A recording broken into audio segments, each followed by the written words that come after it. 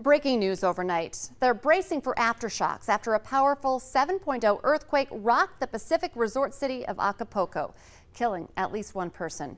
The quake caused buildings to rock and streetlights to sway in Mexico City, nearly 200 miles away. The ground shook for nearly a minute in some parts of the capital, and people rushed to get out of buildings as they felt the earth move. Early reports indicate no major damage, but electricity was knocked out to some neighborhoods.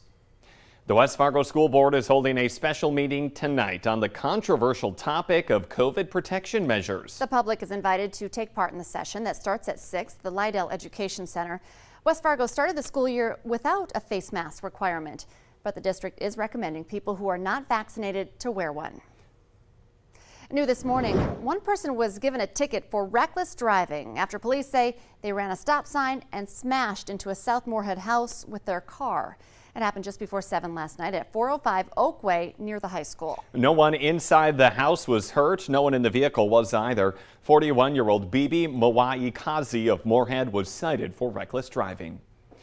We want to let you know about a first responder presence that some of you might have seen overnight in South Fargo. Police say they blocked off an area around 13th Avenue and 45th Street South for a short time early this morning to investigate a crash involving a semi. It happened just after midnight, and the scene was clear within an hour. There's no word yet on any serious injuries or what led up to that crash. It is now 6:51 on this Wednesday morning. We want to get a check of that forecast, and I'm loving this. It's feeling like fall, and in some places starting to look like fall too. Starting to look like fall. We're starting our leaf watch here, our fall color watch today. We're looking at conditions that are mainly unchanged. We've got lots of green still on the trees there, so don't panic just yet if you're trying to hold on to summer. But just want to point out there is a sign that we're seeing some changes up by Lake Superior, so well east of us right now, but starting to see some of those leaves change. And there are a couple of trees here and there where we've seen some of those colors. So as we are advancing through fall, we're asking you for your fall photos. Go to valleynewslive.com. You can just upload them there at our gallery, and there's also access to that on our Valley News Live news and weather apps too. We really appreciate that, and we'll be sharing those throughout the newscast. For those fall lovers, I think we'll have a real treat for you this season. Here's a look at our temperatures. We have some fall-like feel out there this morning. We've got temperatures in the 40s, 48 in Cooperstown, Monoman also at 48. It's 52 in Fargo, or Grand Forks rather, in Fargo at 52 degrees, and Valley City has now dipped to 48 degrees, and so is Fergus Falls. So some spotty areas down into the 40s, Elbow Lake at 49. So a cool morning. You're going to want that jacket or maybe that fall sweater that you bought for this season. You can introduce it today. And looking at wind speeds that are very light right now out of the northwest, with wind speeds less than 10 miles per hour. That'll be changing. Just like yesterday, we started the day on a light note. We'll watch as winds pick up through the day. We may also see some clouds developing in northwest Minnesota again. Right now it's clear on the radar and satellite map, but this afternoon we'll see that better bet for a few of those spotty clouds in the northeast. Also a chance for a spotty shower just like yesterday, but the system that's influencing it, it's moving on very slowly. So we may still have a couple of showers just in the far reaches of our eastern viewing area today. Still breezy. I'll have 72 in Fargo and in Grand Forks for today. So we've had a lot of rain recently and some sunshine too, and that's allowed us to see some green grass yet again. So still looking like summer in a lot of spots as well. And if you're thinking about getting out to do some mowing, pretty good weather this week. A couple of shots of rain Friday and Saturday, but beyond that, we've got some dry weather coming up. So not bad at all. A little bit of something for everybody. On Friday, we'll be back to 80s, so not quite into fall fully just yet. Not ready to let go of summer. Thank you, Lisa. It is now 6:53 on this Wednesday morning. A federal judge has thrown out the death sentence for the man who killed 22-year-old UND student Drew SJODIN in 2003. And it's the same judge who heard that case and sentenced Alfonso Rodriguez Jr. to death. Judge Ralph Erickson is now on the 8th Circuit U.S. Court of Appeals, and he ruled that misleading testimony from a medical examiner and limitations on mental health evidence violated Rodriguez's constitutional rights. Rodriguez has been on death row for nearly 2 decades after being convicted of kidnapping SJODIN from the Columbia Mall parking lot in Grand Forks. Her body was found near Crookston about 5 months later. She had been beaten, stabbed, and raped. A former private investigator who helped organize searches for SJODIN at the time of her disappearance believes this latest decision sets a precedent for similar cases. This case is an extreme example of why we have the death penalty for cases like this. I mean, if you're not going to use it in a case like this, then where are you going to use it? Judge Erickson has ordered a new sentencing phase for Rodriguez. This morning, officers at UND are mourning the loss of one of their police dogs. Canine Ben passed away yesterday from cancer. He served the community from 2014 until his diagnosis this past spring with cancer. During this time with the department, Ben was critical in getting illegal drugs off the streets. A Dalton, Minnesota man is facing charges of attempted murder and assault for allegedly firing a handgun at a state conservation officer in Ottertail County. The sheriff's office says 37-year-old Derek Sundin crashed his pickup on Highway 37 Friday night and shot at the officer who responded. Police say Sundin fired his gun a few more times during the 2-hour standoff before the SWAT team used less lethal weapons to take him into custody.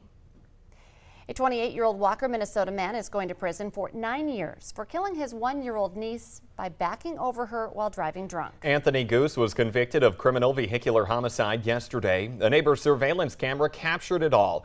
They show that he backed his SUV out of the driveway, ran over the child, and then hit debris at the end of the driveway before speeding off. A West Fargo man is warning you to be careful after he was scammed by a woman who used a fake cashier's check to buy his car. Jesse Sackman says it wasn't until that woman was long gone with the SUV that he noticed Bell Bank on the check. It was misspelled. There were also other errors that caused him to think the check might be fake. His bank confirmed he was right. I asked $3,500 and she said, "Will you take $3,200 and a cashier's check?" And I said, "That will work."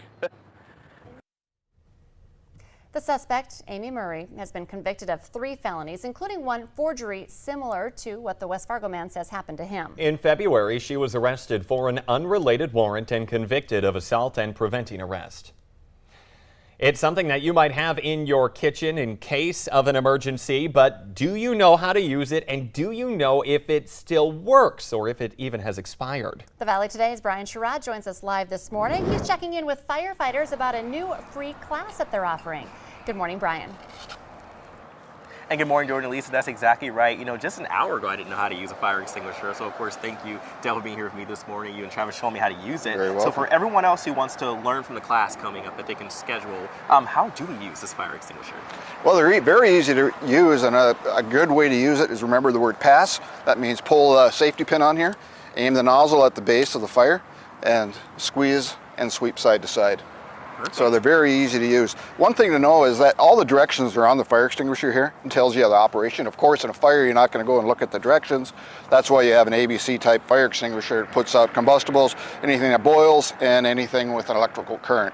So that's why they call it an ABC multi-purpose extinguisher. So they're easy to use. So all you have to do is grab it. All right, and ready. pull the pin. Pull the All you pin gotta do out. is twist it off. Twist there it. you go. Pull Perfect. this out. Yeah. We stay about 6 to 8 feet behind the fire, Okay. upwind of it, of course, so you don't have smoke and everything blowing at you. And all we gotta do is walk right up to it and expel the extinguisher as you're walking up to it and sweep it side to side. And there you go. Woo, That's got as it. easy as it is. How was that? Is that easy It enough? was good. It was good. Okay. Well, probably because we had practice right before as well. The very first one. So I guess like you were explaining to me, you know, you made it easier just explaining how the steps work. For anyone who is nervous about using a fire extinguisher, what are some of the tips that you can provide? Well, I'd recommend having a fire extinguisher class, so at least a fire department member can show you how to operate them easy. Otherwise, there's directions on them, as I had mentioned, and all you have to do is follow the directions on the label, and they'll tell you that they're self-explanatory and easy to use. But just remember, once you use this, even for a short duration like that, you have to get them refilled. Otherwise, it loses pressure in the cylinder. Well, perfect. Of course, thank you so much for showing me how to use a You're fire very extinguisher. welcome. I'm very happy to learn how to use it. Jordan, Lisa, I'm going to toss it back to you. It looks like it went well. Yeah, no, it put out the fire like it was supposed to. One interesting thing you mentioned earlier, I didn't know this, fire extinguishers can expire. And so make sure you check yours, and they can actually refill them as well. So you don't necessarily have to chuck it in the garbage and buy a new one. You could get it refilled. But check that expiration date. right. Yep. Brian Sherrod reporting live for us this morning. Thank you. Let's get the answer now to our question of the morning on Facebook. Our question today is, in a recent survey, 14% of people said that thanks to the pandemic, they no longer do this. I found this answer funny.